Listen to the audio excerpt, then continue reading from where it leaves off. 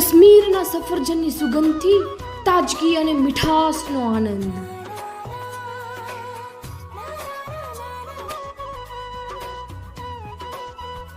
જ્યારે તમે કાશ્મીર આવો ત્યારે સફરજનના મીઠાશનો સ્વાદ અનુભવ કરવા ભૂલતા નહીં હો.